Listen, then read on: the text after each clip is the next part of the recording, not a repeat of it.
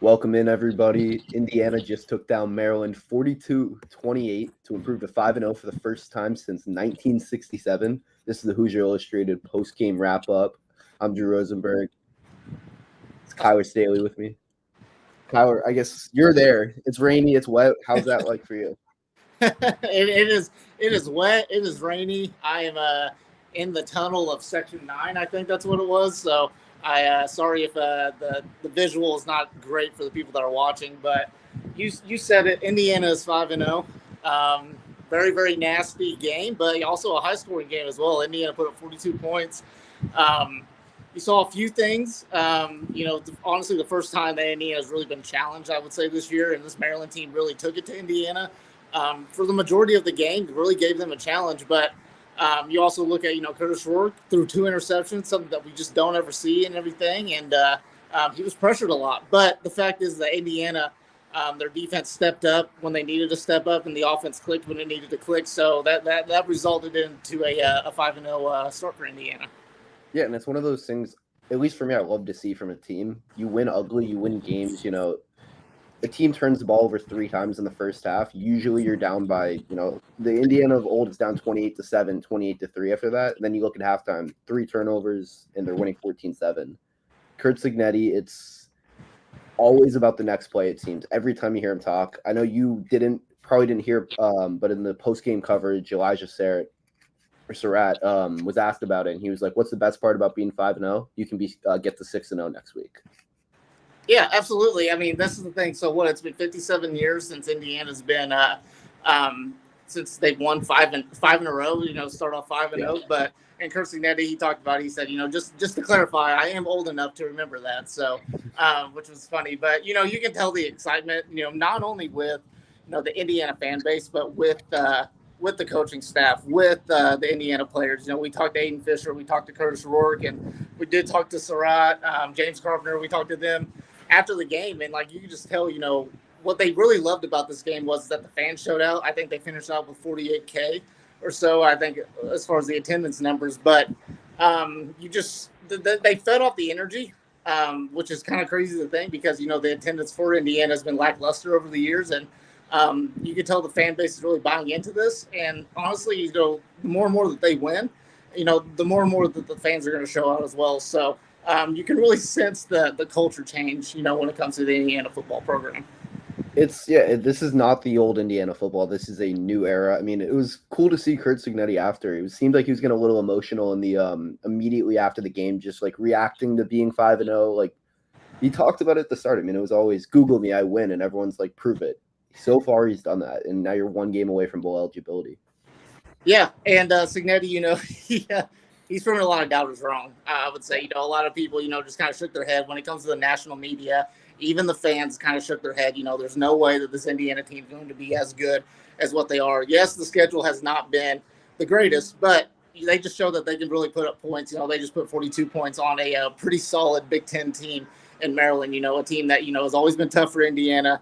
They've struggled against Maryland. Over the years, ever since they became a part of the Big Ten. So they're just a team that if they get punched, I mean, they're not going to get flustered. They're not going to necessarily get shooken on that initial punch from Maryland or anything like that. But they're just going to kind of collect themselves. They're going to play, and they're just going to do what they do. This is a very winning culture, you would say, that Cignetti's kind of put together. The players really buy off of that, and they know that they're good. They're a good football team, and then it's just all about kind of reacting to whatever a team is kind of showing with them and just kind of responding, and that's what they did today. Yeah, and it's one of those things, belief. Cignetti has put that belief in them, and they believe it translates both ways, and I think Curtis Rourke today is the perfect example of that. He threw back-to-back throws, which were interceptions. Next drive, they dial up a throw, a crosser route. He missed it. It was a throw he'd normally make. Rather than, all right, we're going to go away from him. Next play, they get him an easy completion, and he rattles off 6 straight completions en route to a 75-yard drive where they scored and took for the first score of the game. Yeah, and we mentioned it earlier. Curtis Rourke, you saw, 2 interceptions, in his first 2 drives. I think he only had 27 yards and he already had 2 picks, so it was a little worrisome. I did feel at times, not necessarily in the second quarter or the second half is what I mean, but I think that he did kind of rush it just a little bit. At times he kind of forced a little bit too much at times, but at the same time, he showed his veteran instincts. He's just a savvy vet. Kurt Signetti called him a grizzly old vet, and that's exactly what he is. And we've heard him, people have called him, a low blood pressure quarterback, which I think is just absolutely it. He's not going to get flustered. Yes, he may make mistakes. He showed it today, but he trusts his guys. We know that this Indiana offense has a lot of weapons. For the most part, I felt the offensive line kind of corrected themselves a little bit. I thought early on Work was getting kind of pressured just a little bit too much, which probably forced it a little bit. Obviously, the weather was pretty nasty, so that will definitely play a factor. But having a very veteran quarterback and Curtis Rourke really helps this Indiana team out a ton because he just knows, if there's another play, make up for it on the next drive or what so be it. So that's definitely an advantage for this Indiana team. Yeah, and his connection with Elijah Surratt is very clear. It's very obvious. I mean, there's a lot of balls that you don't throw to a guy unless you really trust him. There's a couple back shoulder balls. Just down the field, he's looking for Surratt, and Surratt, anytime there's a ball that's like 50-50, Surratt's winning it every time. Yeah, and I tweeted it earlier, and I will say I think it was one of my favorite tweets. It's just you got to throw touting myself a little bit, but you just gotta you just throw the ball towards Elijah Surratt, and he's gonna make plays. Let him cook. That's what he does. And obviously, he was Indiana's best wide receiver. And what's also sticking with the wide receivers, you got to see Donovan McCauley at the end of the game. There, he got a big touchdown. I think that's only his second catch of the year. Yeah. So obviously, he's had some injuries. There's been a lot of talk. Just for him coming back and everything, that was big for him. And I think he's going to be more a part of this offense moving forward. He's too talented of a wide receiver to not be a part of this offense. And then you pair him up with the really deep wide receiver core that this Indiana team has.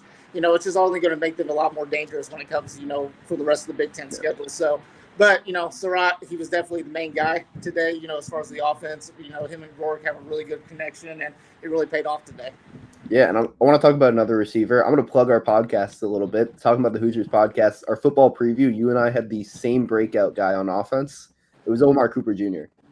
Yes. He I think we talked about it when we did the preview of the podcast and stuff. I thought he was going to be a guy that was going to make a lot of plays, for this Indiana team, just because a lot of the, the defenders, the defensive backs, they're going to be focused on guys like, we thought McCauley, they're going to be focused on Surratt. Omar Cooper Jr., he just makes plays. He had a phenomenal catch. I think it was third quarter? Second quarter. There. So, end of the half. Yeah, so, it was just a phenomenal catch. Rourke really trusts him. He's just a playmaker. That's what he does. He's not the biggest guy in the world. He's just a guy that goes out there and plays hard. That's what he does. He works himself, away from the defenders, and that's what he does. So, he made really good plays. But also, you got to talk about a guy that made a play. How about Zach Horton? The tight end, that incredible catch. What do you think about that one, Drew? Oh, that was special. It's one of those things. I think we've talked about it a little bit, but the tight end play from Indiana football. 2 years ago, I think the best game, or last season, there was no Indiana football like tight ends. Really, just wasn't like they just weren't a factor in the offense, and it's clearly not a thing anymore. Signetti wants to get Zach Horton involved. We saw it last year with JMU last year. I think he had 7 touchdowns at the tight end position. He's someone who's a threat around the red zone. I know he didn't get in, but that was a really, really special play. Yeah, and I think with Zach Horton, and somebody asked him, I can't remember exactly who asked him, when we talked to Signetti after the game, but they talked about, his stats may not show up, a ton, but just his blocking. I think he's one of the better blocking tight ends that we've seen in Indiana in a really long time. He's been in Signetti's system. He knows what he wants, and he's a guy that can go out there that can make plays. Curtis Rourke obviously trusts him to throw him the ball and make plays, but at the same time, he's just a phenomenal blocker. He gets out there. There was a couple times a day where they had a couple of wide receiver screens out there, and he would go out there and make a big block. It just shows the importance of that he brings. And Signetti called him just a tremendous football player, and that's exactly what he is. He's a high IQ kid. He wants to go out there, leave his blood and guts on there, and so that's what he does. Yeah, we have a question from Jackson Ryan. I'm going to see if I can get this on the screen. I figured it out, Kyler. All right. Yeah. What is the path to Indy for the Big Ten championship? Can Indiana afford a loss and still make it to the Big Ten championship? You look at the Big Ten right now, I think clearly the top 2 teams, it's Oregon and Ohio State. Indiana only has Ohio State on the schedule, but Ohio State and Oregon do play each other. So it's kind of one of those things. You have one loss just because of how many teams in the Big Ten. I'm not sure if it gets you in. You're really hoping Ohio State beats Oregon, and then Oregon also has one loss. Yeah, I don't want to get too far into the schedule when it comes to that. You made a bunch of good points there. You're going to be banking on hopefully an Ohio State or an Oregon to lose a game or two or something like that. Then you also throw in Penn State as well, and Michigan's still not going away any or things like that. So, I mean, Indiana's schedule, we've talked about it. It's a very favorable schedule for the Hoosiers for the rest of the way. There is a path for them to stay undefeated for as long as they want to until they get to like a Michigan or an Ohio State or something like that. Next week's obviously pretty important going on the road, against Northwestern, a team that you should beat, but it could also be a trap game just because it's going to be a very weird environment. You just don't know what to expect playing there. But obviously, I think the big one that fans are looking at is against Nebraska at homecoming weekend here in the next 3 weeks. So the path is there, but at the same time, you got to really rely on other teams like an Oregon or an Ohio State to lose out. It's just going to be hard for that to happen. Yeah, but who would have thought we'd even be having this conversation 3 months from now or 3 months ago?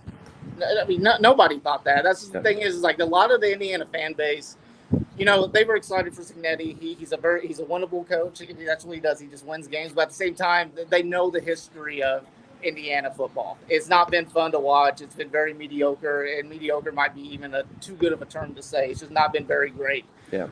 It's just not been a good football program. But you're winning games. You're 5-0 for the first time in 50-something years, and you're bringing in a culture. And I think the Indiana fan base is finally starting to catch on to this, and they're going to hop on the bandwagon, and they're going to really support this team. I expect, especially if Indiana wins next week at Northwestern, I expect when it comes to homecoming weekend here in the next 3 weeks versus Nebraska, I think you're going to see a sold-out Memorial Stadium.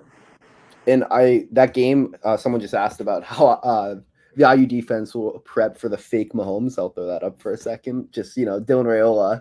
But it's a good point because Raiola has been so special all year. But I think a huge advantage for Indiana is they mentioned it on the broadcast, the timing of Indiana's bye weeks in the schedule. When you look at the schedule, they play their first 6 games. After Northwestern, you get a bye before Nebraska. Then you play Washington, Michigan State, Michigan, and then you get a bye week before Ohio State. Really 2 turning points in the season. You get a bye week before those games, which is something that could be really useful for Indiana.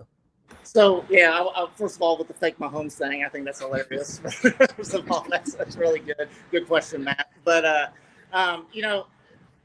Nebraska, I think they took care of business versus Purdue, if I saw correctly. So I know they were in kind of a battle there for a little bit versus Purdue, and Purdue is supposed to not be very good this year. But Nebraska is going to be a team that's easily, up to that point. That's going to be the best team that Indiana's going to play, and they're going to be coming in. And Nebraska's, looking to prove a lot of people wrong as well. Matt Rule, he's trying to prove doubters wrong. He's trying to rebuild the Nebraska program, because that is they love football there. That's just what they do. So. They're going to be coming in playing a really good Indiana team. It's going to be an electric atmosphere. The defense, what we saw today, they're phenomenal. That's just what they are. And you got Aiden Fisher, who's, he's the quarterback of that unit. He makes plays himself, and they pressured the quarterback today. They're going to have to do that for the rest of the way through. And, when it comes to Nebraska, they're going to be playing a pretty good quarterback. So it's just all about, sticking to the game plan and just doing what you do best, and that's tackling. That's what they do. Yeah, we've talked mostly about the offense today. We gotta talk about the defense. The defensive line specifically, the former JMU duo, Mikhail Kamara, James Carpenter. I think Carpenter had 2 tackles for loss, 2 sacks. Kamara had a sack and then 1.5 tackles for loss. Those 2, every single time you felt like they were in the backfield. Yeah, I mean I think that's the strong point of that unit. That D-line unit, very veteran, very savvy, unit, and the guys that they're just hungry boys. That's just what they do. They rev up the offensive line and they get to the quarterback. That's what they do. And you also, we talked about Aiden Fisher. You got him in the back, making the plays. He's telling them what to do, and they're just going out there and executing. That's just what they do. So, obviously, they let up a few big plays at times. That big 75-yard run to start there. What a block from the ref. Yeah, one play, 75 yards. You got to love it. So, so obviously you got to clean that up. You got to limit the big plays like that, especially when you get deeper into the Big Ten, to have a chance against these teams. But, we've seen it all year. That defensive line, that is definitely the strong point of that defensive line. I'm not sure if you noticed it on the 75-yard run. There was a great block by the official. I did not know that. Yeah, if you go after this, you should go watch the video. Jalen Walker was there, probably would have made a tackle for like an 8-yard gain. He ran straight into the official who didn't see him, and it opened the hole up for Hemby, who took it 75 yards. Even the refs got it out for Indiana. They don't want to believe it, so they're out there trying to make plays for Maryland of all teams. Yeah, I mean there was some really close reviews. You know you weren't. I was watching on the broadcast, and you have Jake Butt, former Michigan tight end, talking about butt cheeks if Prather got his butt in bounce, and then you had the other touchdown that was overturned. The elbow just got down before the knee, like just game of inches, really. Yeah, I mean, you know, they caught a couple lucky breaks too. You know, that one catch I think was kind of hilarious because the one catch that really I think was going to tie it at 14 or so. On the sideline, Signetti was right there. He was arguing with the officials. I was really hoping that somebody was going to get a video of that because that was going to be classic. You know, with that, you know, the officials reviewed it. It is what it is, but obviously they made up for it for that touchdown call that got called back. So. Obviously, you take advantage of that. You just give what the officials can give you, and then you just kind of work off of that. Yeah, it's one of those things. I mean, it's just like it's a game of inches always. I mean, it's, you know, they say football's a game. It's like war. You know, you got to win the battles to eventually win the war. And as Indiana just kind of they, you know, held down the fort when they had some, you know, bad plays. You know, turnovers, some weird mistakes just throughout the game, some bad breaks go their way, some incredible catches, bad calls, just stuff like that. But every time it seemed like they had an answer. Like the Roman Hemby play, that's a play you could say 75-yard touchdown on, probably should have been an 8-yard run. Yeah. They really, yeah. The last thing I'll say about this team is just there's a lot of veteran guys on this team. We know about that, and they know what it takes to win. You know, 13 of them came from JMU with Signetti. Obviously, you've got a veteran savvy quarterback in Curtis Lorick, and you've got a deep and talented wide receiver room. The running back room is very, very, very experienced as well. This team just knows how to win. That's just what they do.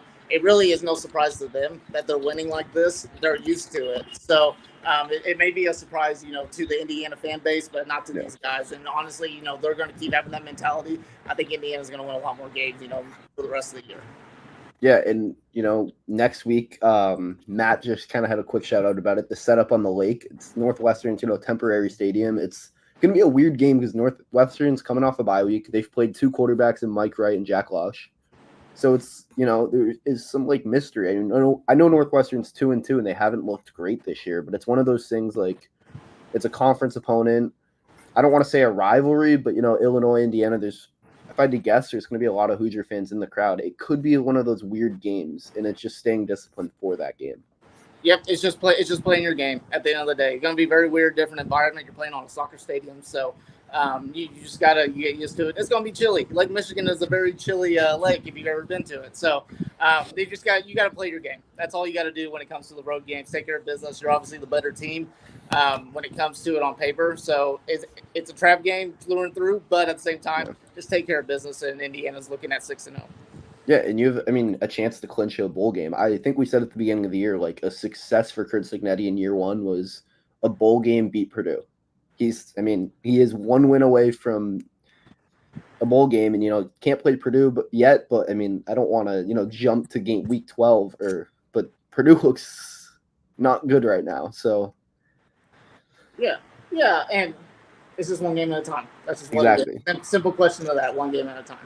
Exactly. It's the mentality I love. That's the thing I really love from this team. It's all about the next play, the next game, moving forward. Signetti said it, I think, after every single win. They have 24 hours, and I'm sure he said something similar in the press conference this game too. Yeah, that's what it is that they're going to enjoy it for 24 hours, and then they're going to, you know, it's the next game and stuff. So this is definitely a big one to enjoy, you know, for the next 24 hours. But it's back to business with this team, and that's exactly what it's going to be, you know, leading up to next week. Yeah, definitely. And, you know, we leading up to next week and Indiana basketball, football, all of that stuff, we're going to have you covered on HoosierIllustrated.com. On the YouTube channel, which you're on right now, John Alden, who I'm filling in for, has his In Touch with Indiana Sports Monday, Wednesday, Friday. We have our Talking About the Hoosiers podcast on Thursday.